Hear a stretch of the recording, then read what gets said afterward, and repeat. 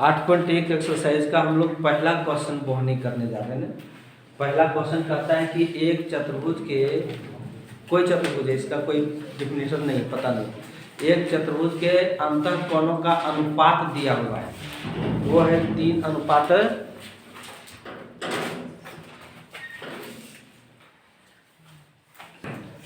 सबसे पहले हम क्या किए कि इस अनुपात को हम एक अनुपातिक राशि के मान लिए। ये चतुर्भुज के चारों कोणों का अंतःकोणों का अनुपात दिया है, मतलब इसका पहला अंतःकोण को हम 3 के कहते हैं, दूसरा 5, 9 के और 13 के। इस प्रकार मानने के बाद अब हम चलेंगे कि चतुर्भुज, हम जानते हैं कि चतुर्भुज के चारों अंतःकोणों का योग 360 डिग्री। नहीं लिखेंगे चतुर्भुज के सभी अंतःकोणों का योग 360 डिग्री। ये 360 डिग्री जो होता है ना, वो तुमको दो तरीके से हम बताए थे। एक फार्मूला के रूप में बताए थे, याद है ना, फिर -2 इंटू 180 180 डिग्री करके बताए थे। और एक बार बताए थे कि त्रिभुज के तीनों कोण 180 डिग्री होते हैं, तो अगर एक चतुर्भुज के एक विकर्ण डाल दें तो वो दो त्रिभुज में बन जाएगा। दो त्रिभुज के अंतःकोण 180 + 180 = 360 हो जाता था ना, इस तरह से करके दिखाते थे। 100 डिग्री को चतुर्भुज के सभी अंतःकोण, चारों अंतःकोण, एक हो जाएगा तुम्हारा 3 के, 5 के, 9 के और ये 13 के = 360 डिग्री। तो 9, 13 और 9 22 और 8 कितना हो गया है? 30 हो गया। जब बैठोगे 30 के = 360, सही जोड़े हैं कि नहीं जोड़े? तो इसको अगर कटा देंगे तो हो जाएगा 12 है। तो k = आ गया 12। पहला कोण जो हो जाएगा वो है 3k, यानी 3 × 12 = 12 दिया 36 डिग्री, ठीक है। दूसरा कोण जो है वो है 5k, यानी 5 × 12 = 7 डिग्री। तीसरा कोण 9k, 9 × 12 = 108 डिग्री, सही। और चौथा कोण 13k, यानी 13 × 12, रुक जाएगा थोड़ा सा, 12 × 3 = 36 के 6, बाकी 3, 12 × 3 = 15, 156 डिग्री। इसको जोड़ करके देखो, ये 360 डिग्री होते हैं कि नहीं होते हैं? 6 × 6 = 12 और 8 20 के 0, बाकी 1 8 और 1 9 और 5 14, 6 3 9 और 1 10 और 16 होगा ना, ये 6 बाकी 1 2 और 1 3 आ गया ना 360 डिग्री। तो इस तरीके से हमारा ये क्वेश्चन बना।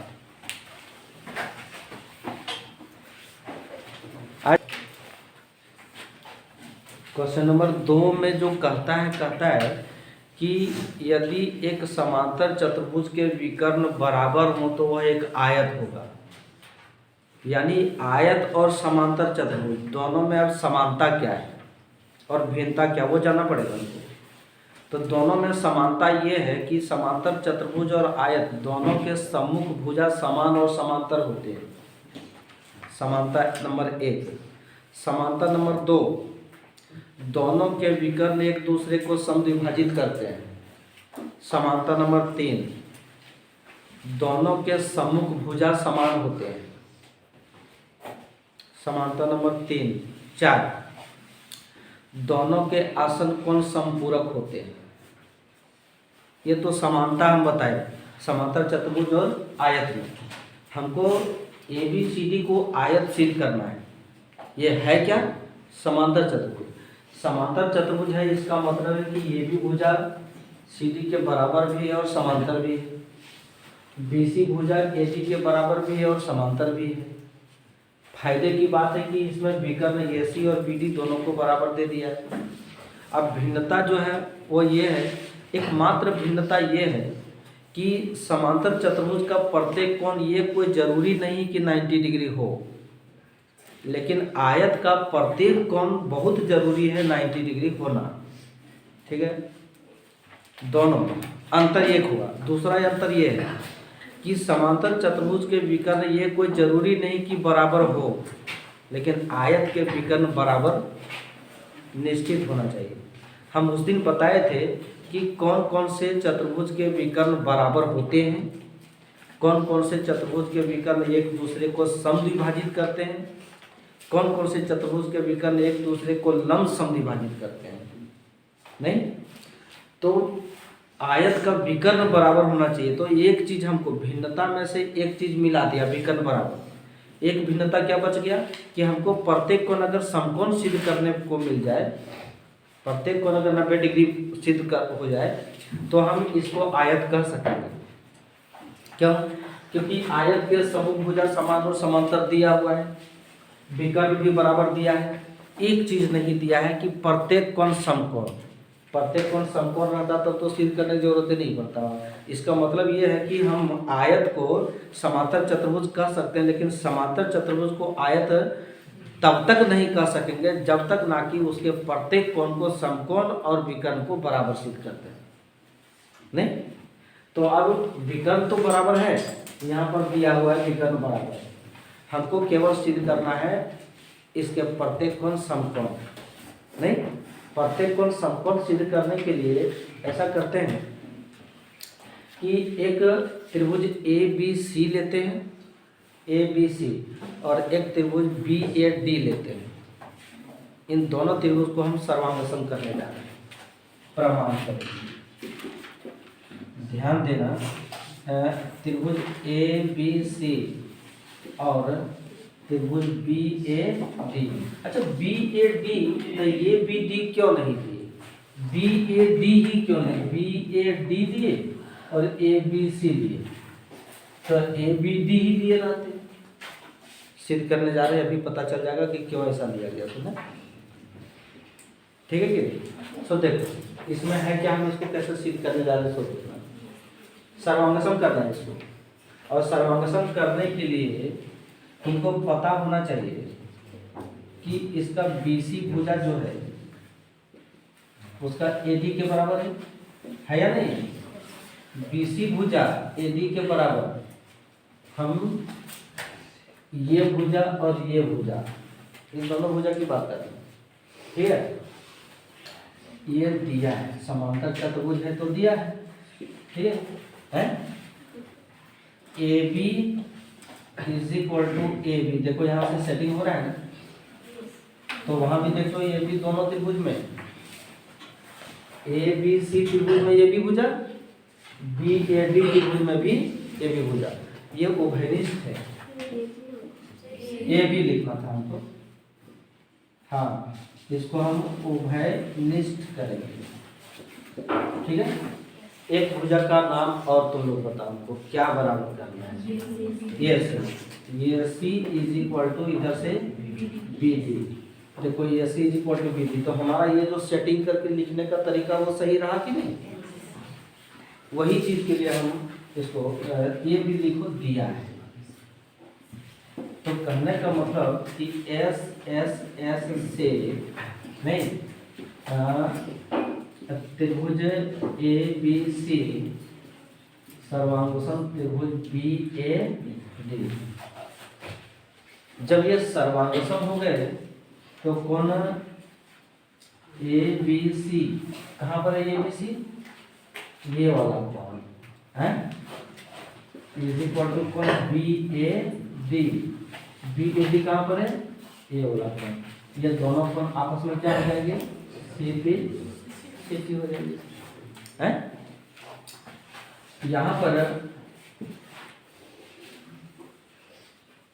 BC समांतर AD ये भी दिया है, BC समांतर AD दिया हुआ है ना, BC समांतर AD दिया है, और ये जो है एक तिर्यक रेखा का काम करेगा। तो ये कोण और ये कोण दोनों जो है वो एक ही ओर के अंतर कोण है, और एक ही ओर के अंतर कोण संपूरक होते हैं ना। हाँ, तो लिखेंगे कि BAC प्लस कोण BAD is equal to 180 degree, एक ही ओर के अंतःकोण के गुणधर्म से हम लोग ऐसा लिखेंगे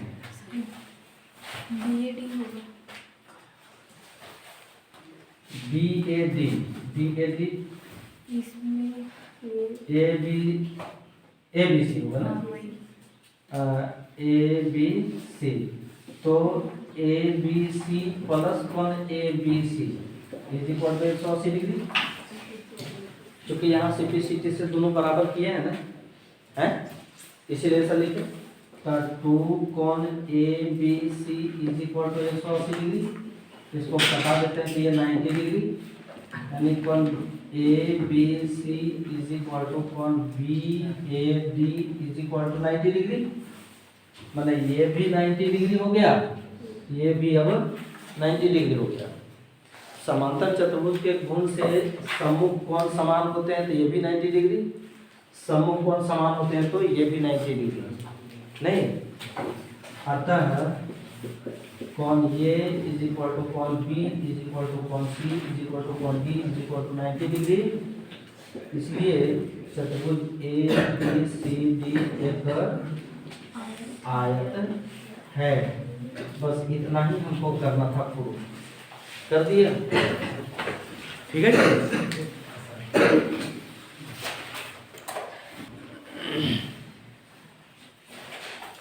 क्वेश्चन नंबर 3 में कहता है एक चतुर्भुज, यदि एक चतुर्भुज के विकर्ण, दोनों विकर्ण एक दूसरे को यदि लंब समद्विभाजित करे तो वह एक समचतुर्भुज होगा। समचतुर्भुज के विकर्ण एक दूसरे को लंब समद्विभाजित करते हैं, उतना ही बातों से हमारा ये प्रूफ नहीं होने जा रहा है, क्योंकि एक चतुर्भुज दिया हुआ है ABCD, किस प्रकार का चतुर्भुज है ये पता नहीं है, लेकिन इस चतुर्भुज के जो विकर्ण है वो एक दूसरे को लंब समद्विभाजित कर रहे हैं। माने विकर्ण AC का मध्य बिंदु O और BD का भी मध्य बिंदु O नहीं, साथ में यहाँ पर जो है वो 90 डिग्री का एंगल बना रहा है, ठीक है। सुनना चाहोगे तुम लोग तो रोको नहीं और लिखो नहीं और सुन लो कि हम करना क्या चाहते हैं इसमें। इसको समचतुर्भुज सिद्ध करने के लिए हम करना क्या चाहेंगे, सो देखो। समचतुर्भुज में एक गुण इसका दिया हुआ है कि इसके विकर्ण जो है ना वो लंब समद्विभाजक है। अब इसी गुण को लेकर के हमको बस सिद्ध कर देना है इसके चारों भुजा समान और सम्मुख भुजा समान, तो हो जाएगा ना। समचतुर्भुज किसे कहते हैं, जिस चतुर्भुज के चारों भुजा समान हो और सम्मुख भुजा समांतर हो। विकर्ण एक दूसरे को लंब समद्विभाजित करे, तो विकर्ण एक दूसरे को लंब समद्विभाजित कर ही रहा है, हमको चारों भुजा बराबर दिखा देना है और फिर सम्मुख भुजा समांतर दिखा देना है। इसके लिए फिर से हम त्रिभुज उठाएंगे, दो त्रिभुज को उठाओ और दोनों त्रिभुज को सर्वांगसम करते हैं, ठीक है। अब सर्वांगसम करने के बाद भुजाओं को बराबर करेंगे। सो देखो क्या होता है, ध्यान देना कि त्रिभुज AOB दिखाई पड़ रहा है कहीं पर, त्रिभुज AOB और त्रिभुज COB में देखो AOB और COB कहाँ पर है, AOB और वो COB, इन्हीं दो त्रिभुज को हम सर्वांगसम करने जा रहे हैं। ऐसे क्यों कर रहे हैं, एक्शन क्यों दे रहा है,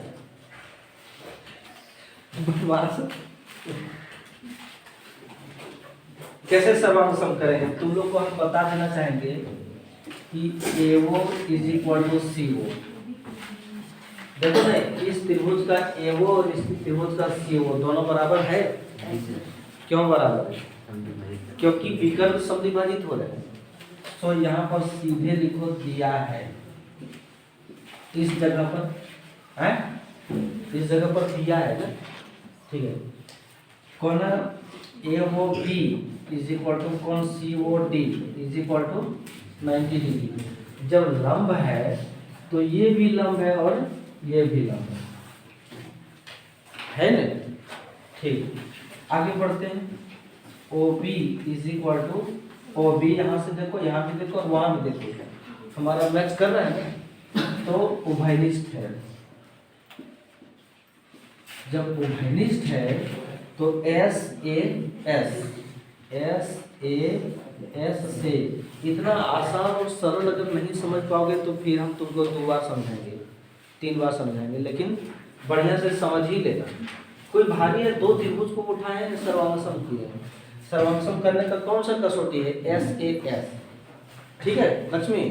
अब एस ए एस से त्रिभुज ए ओ बी सर्वांगसम त्रिभुज सी ओ डी। जब ये सर्वांगसम हो गए तो A B is equal to C D है, सी ओ बी, तो यहाँ पर हो जाएगा बी सी है। A B is equal to B C, C P C T. अच्छा, ए बी और बी सी को हम बराबर कर दिए, ठीक है, ठीक है। तो हाँ,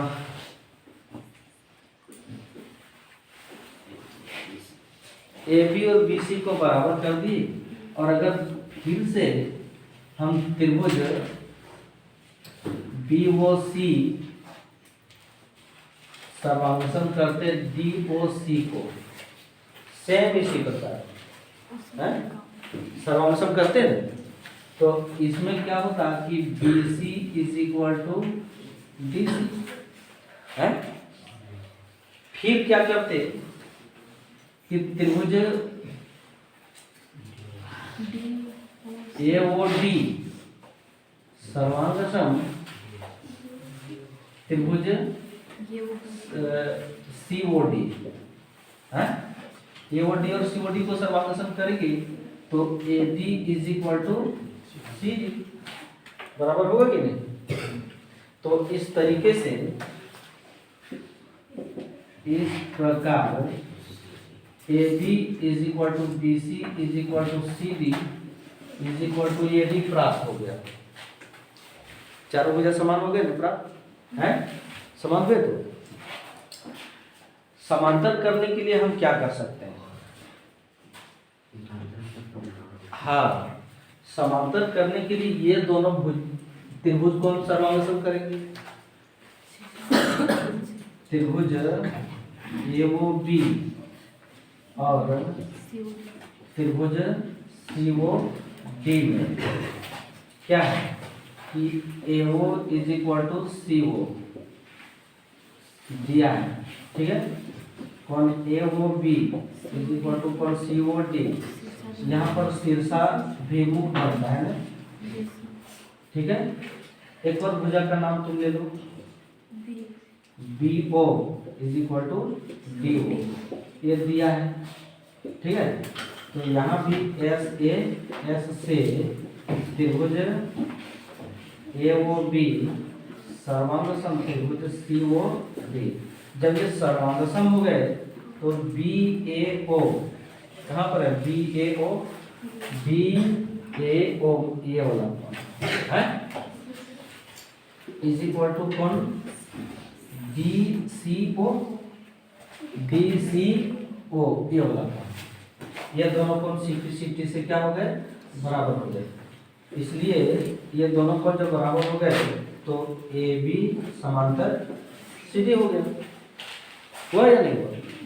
कैसे? एकांतर अंतःकोण के गुण से है।